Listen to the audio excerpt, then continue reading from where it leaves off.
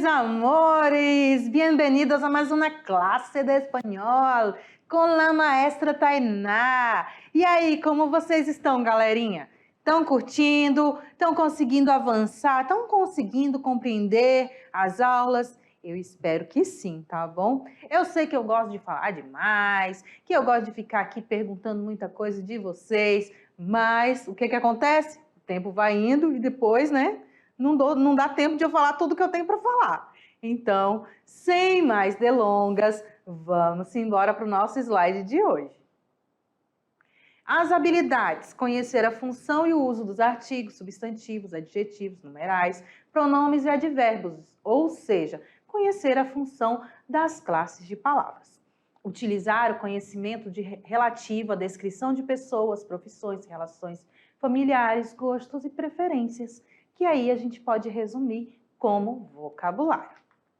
Na aula de hoje, nós vamos trabalhar os elementos coesivos. O que são os elementos coesivos? Elementos coesivos são todos aqueles pronomes que nós utilizamos para poder nos auxiliar para ter um texto mais coeso, um texto com mais referências, com a gramática correta, certo? Então, os elementos coesivos são os pronomes pessoais, os pronomes demonstrativos e os pronomes possessivos.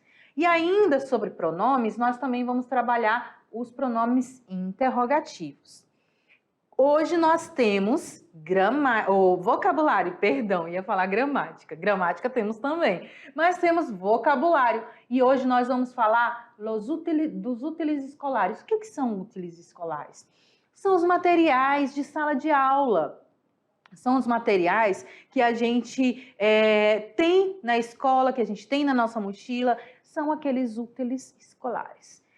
Também vamos falar de um cara muito top das galáxias, que é um colombiano chamado Gabriel Garcia Marques, e um dos seus livros mais famosos, que é 100 Anos de Solidão. E a nossa viagem de hoje será para o Peru, certo, meus amores? Então, sem perder tempo, vamos lá para a parte da gramática. Como eu falei para vocês, os elementos coesivos, eles são elementos e procedimentos linguísticos que permitem que o texto haja uma coesão, ou seja, que ele mantenha conectado e relacionado as diferentes partes do texto, que ele possa ser um texto limpo, que ele possa ser um texto bonito e fácil de se ler. A coesão produz em um texto uma unidade informativa e temática, porque é uma ferramenta que possibilita que as palavras, as ideias, as orações e os parágrafos se integrem e tenham continuidade, que se torne sempre mais fácil a compreensão também, que não seja, ele faz com que o nosso texto ele não seja um texto cansativo. Por isso é fundamental que nós utilizemos esses recursos, para que o texto, ou o meu discurso, a minha fala, ele possa ter mais sentido, seja lógico, seja coerente e esteja corretamente estruturado e possa ser compreendido com facilidade. É muito fácil a gente perceber quando a pessoa ela faz os usos dos elementos coesivos, até na fala dela ela consegue transmitir a sua mensagem com mais clareza. Ela consegue explicar tudo com mais clareza, ela passa a ter um discurso gostoso de se ouvir, porque a gente começa a entender, certo? Então, o que faz com que consigamos entender melhor um texto, ou uma fala, ou um discurso, são os elementos coesivos, é a coesão dos textos. Então, vamos lá continuar no nosso slide. E para os elementos coesivos, nós temos os pronomes, como eu falei para vocês. Eles são os elementos fundamentais para a nossa coesão em um texto. E o que são os pronomes? O nome já diz tudo, né? Pronome é o que vem antes do nome, ou no lugar do nome. Ele possui inúmeras funções sintáticas e está dividido em várias classes e subclasses. Essas classes são adjetivo, advérbios, numerais, outras classes de palavras. A sua função sintática é o quê? É de substituir um nome. Por isso que ele é um pronome, ficar no lugar do nome, que é uma palavra que veio lá do nosso querido latim. Sempre que o pronome vem antes de um substantivo, o pronome vai ter que admitir o mesmo gênero e o mesmo número do substantivo. A mesma coisa vai acontecer, acontece lá com o adjetivo. Lembra que a gente falou que o adjetivo ele vai concordar em gênero e número com o substantivo e ele vem depois do substantivo? Então, o pronome ele vem antes do substantivo e todas as vezes que ele vir antes de um substantivo, ele vai ter que concordar com esse substantivo, com esse nome, certo? Então, se o substantivo for masculino, nós vamos usar um pronome masculino. Se for feminino, feminino. Singular, singular, plural, plural. Por exemplo, su coche es bonito. Seu carro é bonito. Então, coche masculino, ele está se referindo a coche, então é masculino também e singular. Existem diversas classes de pronomes. Os pessoais, os demonstrativos, os possessivos, indefinidos, reflexivos, relativos, interrogativos e exclamativos. Como nós estamos lidando primeiro com os elementos coesivos, nós usamos os pessoais, os demonstrativos e os possessivos. E depois nós vamos estudar o interrogativo e o exclamativo nessa aula de hoje também. Os pronomes pessoais, que é o primeiro ali da nossa lista, eles são aquelas palavras que nós usamos quando queremos falar de nós mesmos, que é a minha primeira pessoa. Quando eu quero falar do outro, que aí é a minha segunda pessoa. E quando eu quero falar de um conjunto de falantes, que é a minha terceira pessoa. Quem são esses? Eu, tu, ele, nós, vós, eles. Isso em português. E em espanhol, quais são esses pronomes? Como são esses pronomes? Primeira, segunda, terceira pessoa do singular, primeira, segunda e terceira pessoa do plural. Vamos ver como é? Então vamos lá para o nosso slide de novo. Eles vão se dividir em pessoal do caso reto e do caso oblíquo, da mesma maneira que ocorre em língua portuguesa. Os pronomes pessoais do caso reto, que são esses que eu acabei de falar, eu, tu, ele, nós, vós, eles em português, eles vão fazer o quê? Eles têm a função de sujeito e eles podem simplesmente substituir o sujeito de uma oração subordinada. Eu não vou precisar falar o nome, o meu substantivo, só o meu pronome já vai estar se referindo a ele. Por quê? Em uma oração subordinada. Por quê? A oração subordinada, ela já diz tudo, ela é subordinada, ela depende de outra oração. Então, o que veio antes, quando eu precisar repetir, eu não vou repetir a sentença inteira, o nome inteiro, eu uso o meu pronome pessoal, que ele já vai fazer esse trabalho. Os pronomes pessoais do caso reto, eles são tônicos. Por quê? Porque eles possuem seu próprio acento de intensidade, sem depender de outras classes de palavras. Eles podem vir sozinho, porque vai continuar tendo sentido. Não tem problema se ele vir sozinho. Se ele vir acompanhado com um substantivo ou com uma oração, vai só somar ainda mais. Mas ele sozinho tem significado. Por exemplo, eu é o yo, tu ou vós para o nosso tu, ele, ella, é usted para ele e ela. E aí eu já falo do usted para vocês. Nós outros ou nós outras para o nós, vós outros e vós outras para o vós, ellos, ellas, ustedes. Certo? Então vamos repetir comigo. Repitam comigo que eu estou sabendo que vocês não estão querendo repetir, hein? Yo, tu, ele, ella, usted, ou ele, ella, usted, nós outros ou nós outras, vós outros ou vós outras, ellos, ellas, ustedes. O que diferencia esse pronome pessoal da língua espanhola para o pronome pessoal da língua portuguesa?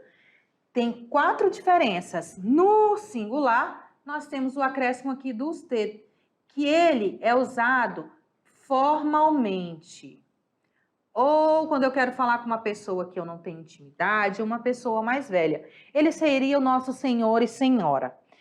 Os brasileiros costumam colocar esse usted como você, mas só que não é bem o você. Seria mais para senhor e senhora. Nós outros e nós outras. Em português, nós temos o nós para feminino e masculino. Em espanhol, não. Nós temos o nós outros para masculino e nós outras para feminino. A mesma coisa vai acontecer aqui com a segunda pessoa do plural, o vós, que em espanhol tem vosotros e vosotras. Tem a forma para o masculino e a forma para o feminino.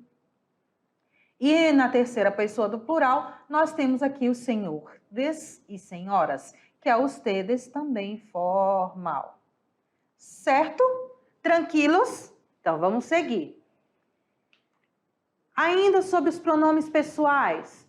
Eles, do caso reto, eles vão substituir o nome, porém também pode aparecer como sujeito da oração ou frase.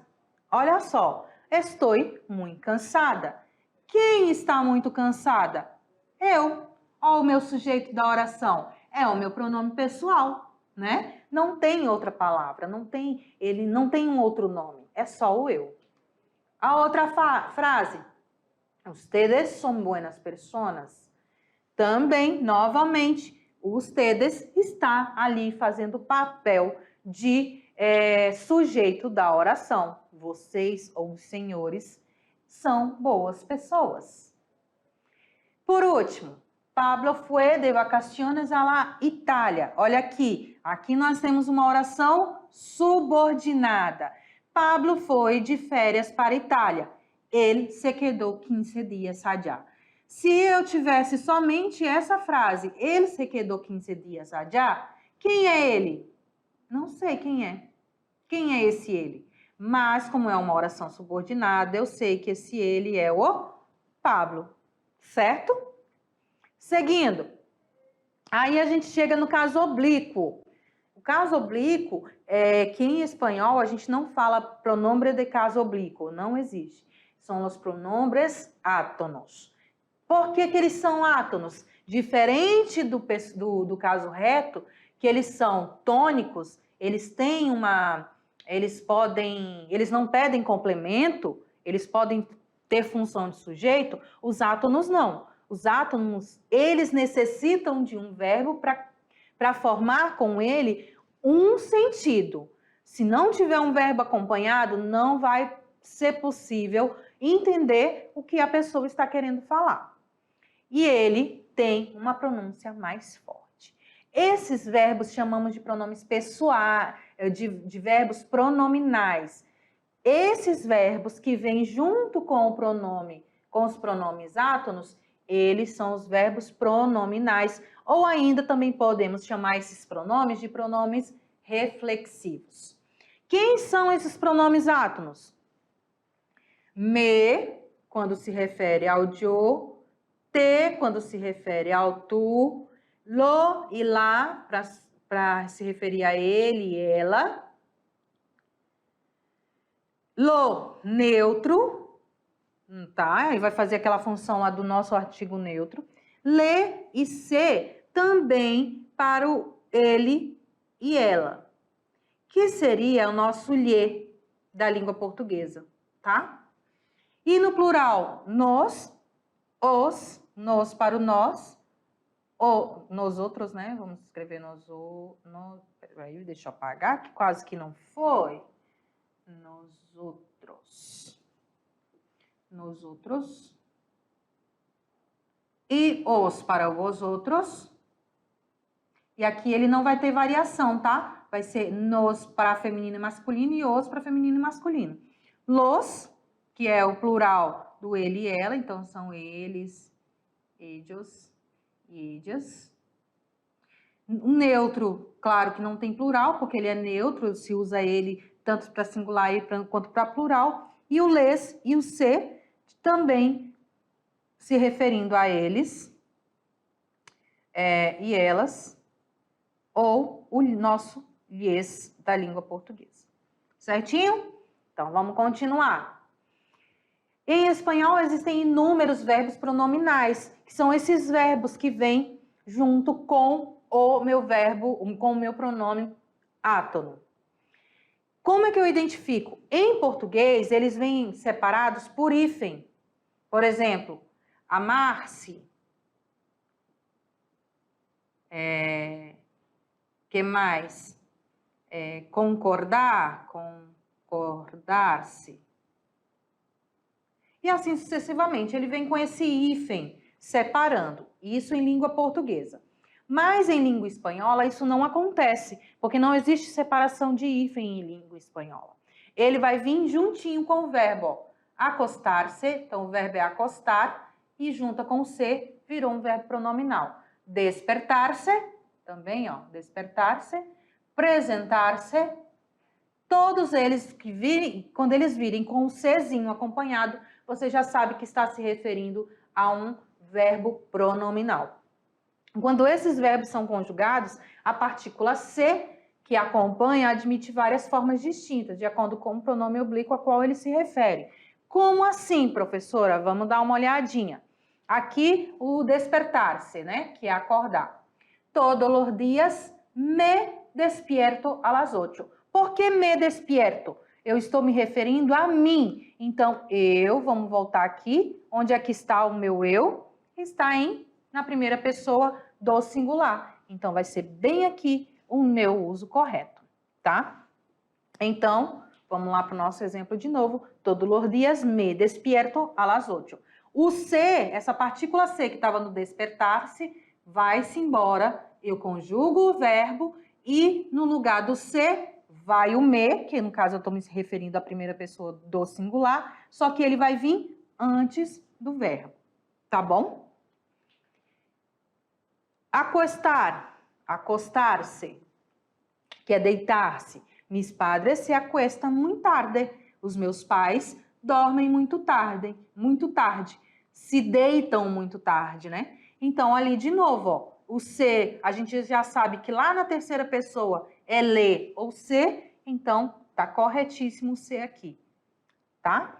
Continuando. Beleza, terminamos ali os pronomes, aqui os pronomes nos, como é que se diz? Ah, tá, pronomes átomos. Outro detalhe, antes de a gente ir para o próximo. Quando eu vou conjugar, eu vou colocar lá, despertar, yo me despierto. Tu te despierta. Isso no presente. Él se despierta. E assim sucessivamente. Eu vou pegar esse sezinho, ele vai ser substituído por um pronome átono, que vai vir entre o pronome pessoal e entre o verbo conjugado, tá bom? Entenderam? Se não entender, se ficar alguma dúvida, e assim vai seguir aqui, tá? Se continuar a dúvida, me manda mensagem que a prof responde para vocês. Então, vamos seguir. Os pronomes demonstrativos. Aí, a gente está agora na terceira, no segundo exemplo dos pronomes coesivos. Os demonstrativos são aqueles que servem para substituir um nome, também. Recuperam algo dito anteriormente, preservando assim a coerência de uma frase ou texto. Eles são demonstrativos, os demonstrativos não devem ser acentuados. Nós temos mania de acentuar os demonstrativos em língua espanhola e eles não podem ser acentuados. E eles têm 3 usos distintos. Nós temos o este, esta, esto e essas, o esse, essa, eso e essas, e aquele, aquedia, aquedios e aquedias, que nós vamos ver agorinha como é que usa cada um deles. Vocês já se depararam na hora de escrever um texto em língua portuguesa com aquela dúvida, será que é esse ou será que é este? Será que é isso ou será que é isto? Será que é essa ou será que é esta?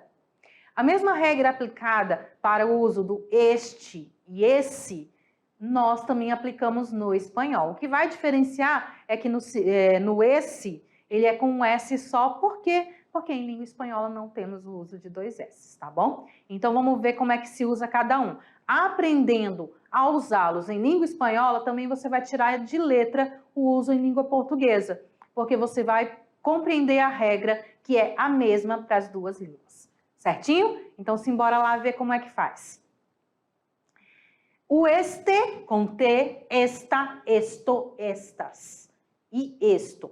Eles vão se referir a pessoas ou objetos próximos do falante. É aquela coisa que está perto de mim e longe de você que está me ouvindo. Correto? Por exemplo, este pastel es mío. Este bolo é meu.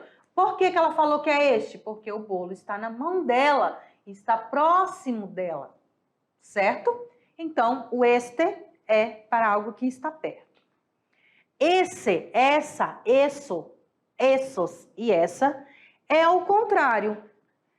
Vai se referir a pessoas ou objetos que estão próximos do ouvinte. É algo que está próximo de você que está me ouvindo e longe de mim que estou escutando. Às vezes muito longe e às vezes não tão longe. ¿Quién es este niño de la foto? Quem é este menino da foto? Então ela está olhando uma foto e está perguntando: quem é este menino da foto? Esse menino da foto. Por quê? Porque está longe dela, mas perto da pessoa que está falando, certo? E o último, aquele, aquella, aquello, aquellos e aquellas. Enquanto o este, esta, isso, estas e estas é algo que está perto de mim e longe de você, e o esse, essa, isso, esses e essas é o que está perto de você e longe de mim, o aquele, aquelha vai estar longe de nós dois, tanto longe da nossa visão, como também quando a gente vai se referir a alguma coisa passada. Aquele tempo lá, aquela pessoa que eu conheci. Então, o aquele é para o passado, distante, e também para pessoas que estão, ou objetos que estão longe, tanto do ouvinte quanto do falante, ok? Certinho? Então, com o este, com T, perto do falante, com o S, perto do ouvinte, e aquele longe dos dois. Tranquilo? Então, vamos ver nosso exemplo. Então, como eu falei, ele vai estar longe tanto do falante quanto do ouvinte. Olha só. Que é aquilo? O que é aquilo? Digamos que ela estava andando e de longe ela viu uma pessoa com um super sanduíche. Ela vai dizer o que é aquilo. O que é aquilo que essa menina está comendo? Se bem que é ela mesmo que está comendo, né? Mas quando você está ali sentado com a sua família, assistindo um filme, uma novela, um jogo de futebol, e acontece alguma coisa inesperada, também você vai dizer, o que foi aquilo? Não é? Outro caso, para exemplificar melhor, eu e você estamos juntos ali conversando, né? E por acaso passa uma pessoa na rua. E aí você quer me falar que conhece aquela pessoa. Você diz assim, profe, conozco aquela niña. Ou aquela niña é de minha escola. Aquela menina é da minha escola. Ou eu conheço aquela menina ou aquele menino. Enfim, é algo que está longe tanto de mim quanto de você. Ela está passando em um lugar próximo da gente. Entenderam? É simples, né? Então vamos voltar lá para o nosso slide de novo. Exemplos. Esta foto se quedó perfecta. Yo ya he leído este libro. Aquela niña tiene suerte. Então, são alguns exemplos. Atenção! Em espanhol, o demonstrativo não admite contração com preposição, como ocorre em português. Por exemplo, em português, nessa, nisto, naquele, desta, não acontece em espanhol. Ele vai vir separadinho. En esta, en esto, en aquel e de esta. E todas as outras variantes. Por quê? Porque em espanhol só existem duas contrações. Al e del como eu já expliquei para vossas senhorias. E vamos para o possessivo. Possessivo, o nome já diz tudo, né, galera? Posse, ou seja, quando algo pertence a determinada pessoa. Cada pronome possessivo ele tem uma relação com o pronome pessoal do sujeito. Ele vai depender muito dessa relação com o sujeito para poder ele fazer sentido. Diferente do português, o espanhol possui duas formas de pronome possessivo. Os que aparecem antes do substantivo, que são os determinantes átonos, e tônicos, também conhecido como pronomes adjetivos. E também os possessivos que aparecem depois do substantivo. Esse depois do substantivo, eles vão substituir uma oração. Então, tem esses dois usos. Antes do substantivo, que ele tem o determinante, um dos pronomes átonos ou tônicos, lá dos pronomes pessoais, e quando ele está depois, que ele vai substituir uma oração. Vamos dar uma olhadinha aqui. Os pronomes possessivos no seu geral são da seguinte maneira. Para o yo, temos o mi e o mis. Para o tu, tus. A diferença é que o tu, pronome, não tem acento, enquanto o tu, pronome pessoal, tem acento. Possessivo sem, pessoal com. Ele, usted, su, sus. Nosotros, nosotras, nuestro, nuestra, nuestros, nuestras.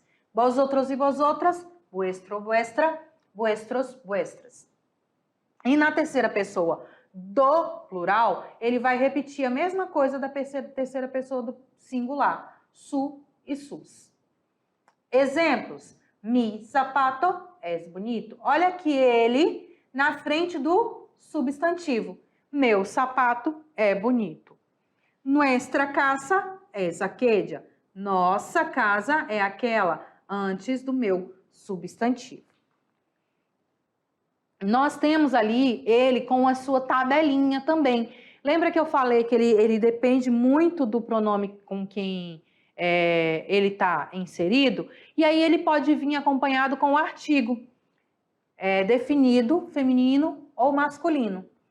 Por exemplo, yo, isso para aqueles que vêm antes do nome, tá? Ele pode aparecer com ou sem o artigo. Yo, para o yo, el mío, la mía, los míos, las mías. Tú, el tuyo, la tuya, los tuyos, las tuyas. El suyo, la suya, los suyos, las suyas. Nosotros, nuestro, la nuestra, los nuestros, las nuestras. Vosotros, el vuestro, la vuestra, los vuestros, las vuestras. E ellos, de novo, repete lá a terceira pessoa do singular. El suyo, la suya, los suyos, las suyas. Por exemplo, los suyos são muito bonitos. O que são muito bonitos? Algo que foi falado anteriormente, para evitar que eu repita tudo que já foi falado. Os seus são muito bonitos. Estos peritos são míos. Aí aqui é já a outra forma, tá? Porque ele está depois do meu substantivo. Aqui antes do substantivo de novo. El tuyo é mais raro. O teu é mais bonito. Também algo que está se referindo a algo que já foi falado anteriormente. E aqui, novamente, a outra forma. Aqueles poditos são los nuestros. Veio depois do meu substantivo. E depois do meu substantivo, eu também posso usar ele sem o pronome, né? Sem o artigo. Então, a tabela dos pronomes possessivos tônicos que vem depois do substantivo ou substitui uma oração. Mio, mia, mios, mias, tuyo, tuya, tuyo, tuyas, suyo, suya, suyo, suyas, nuestro, nuestra, nuestros, nuestras, vuestro, vuestra, vuestro, vuestras, suyo, suyas, suyos, suyas. Exemplo. Mario es un grande amigo mío. Quem é o meu grande amigo? É Mário. Mi classe de automóvel é Zoe. Olha o mi aqui, lá no início, junto com o meu substantivo. Quando tenés la tuya? La tua o quê? A tua classe de automóvel. Eu usei a tuya no final da frase para substituir a frase da frente, ou seja, é uma frase subordinada.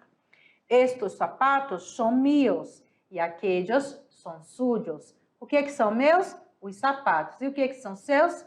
Os sapatos. Esta moto es mía, la tuya está en el jardín. Esta moto é minha e a tua está no jardim.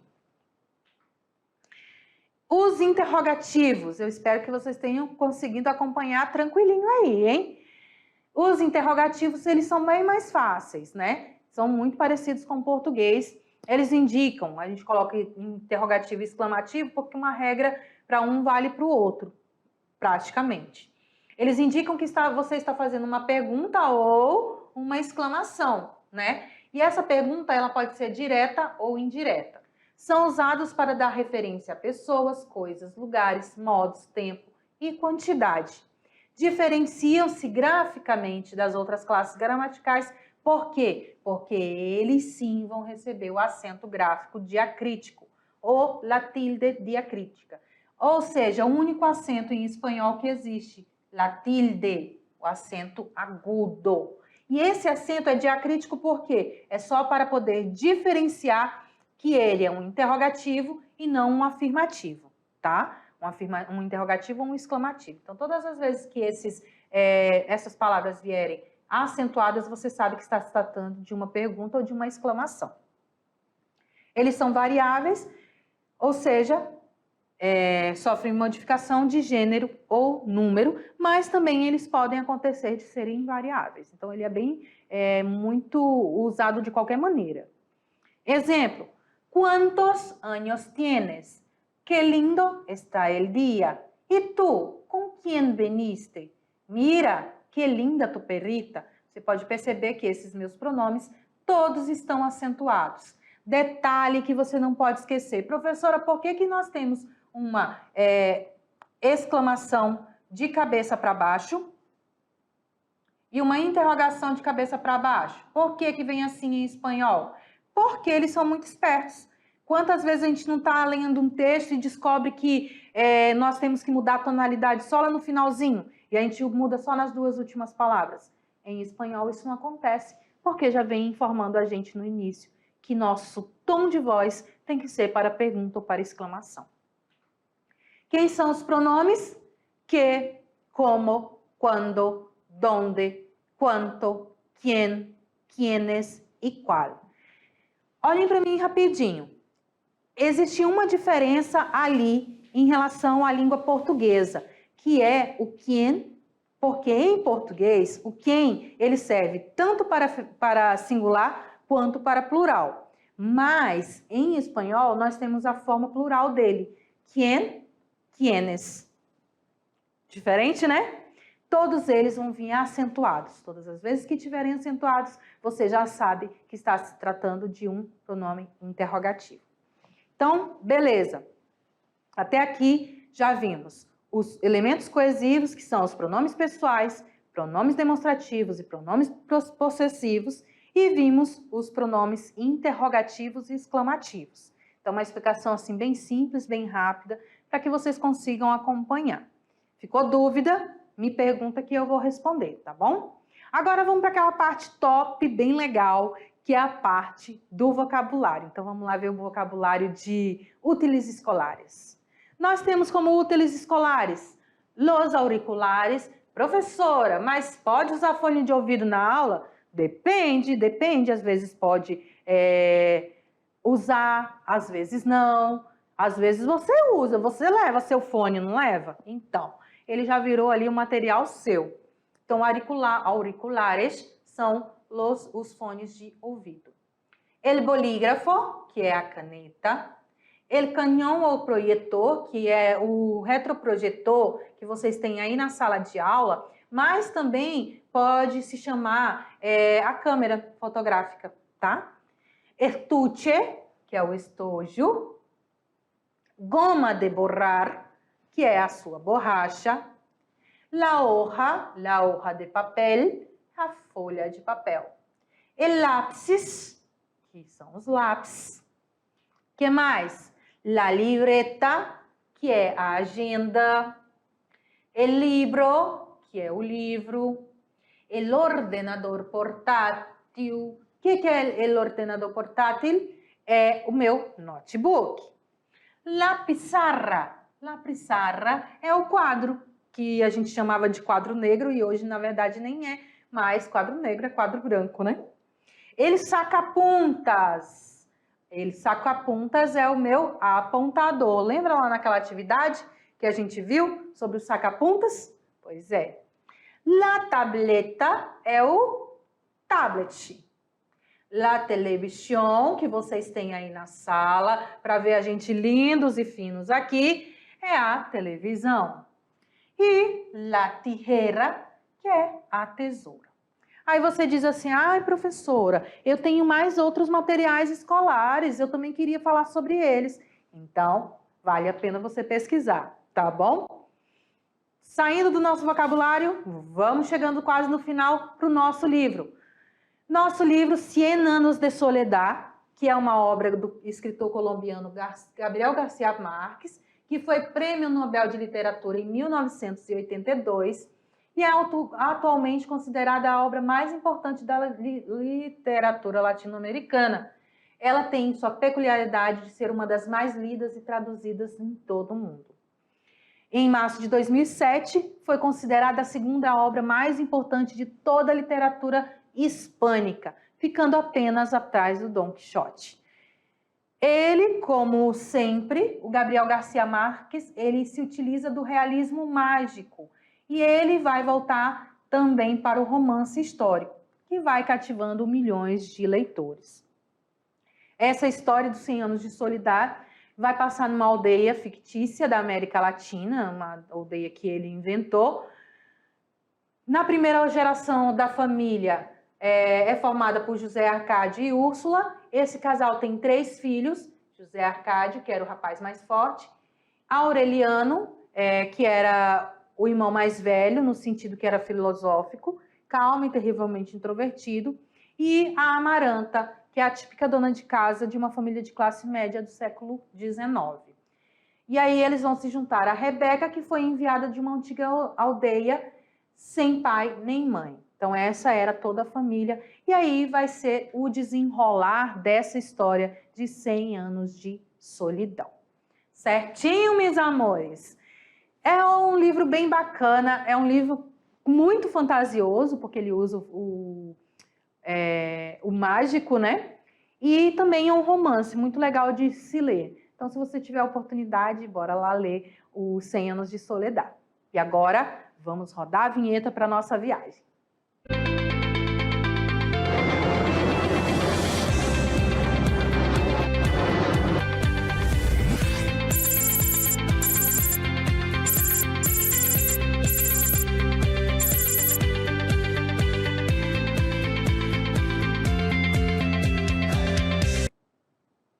Chegamos ao Peru, galera! Então, sem perder tempo, vamos dar uma olhadinha no que a gente trouxe hoje sobre o Peru. A cidade sagrada dos Incas, Machu Picchu. Quem nunca ouviu falar, né? Eleito em 2007 como uma das 7 novas maravilhas do mundo. A história dos Incas no Peru não se resume somente a Machu Picchu.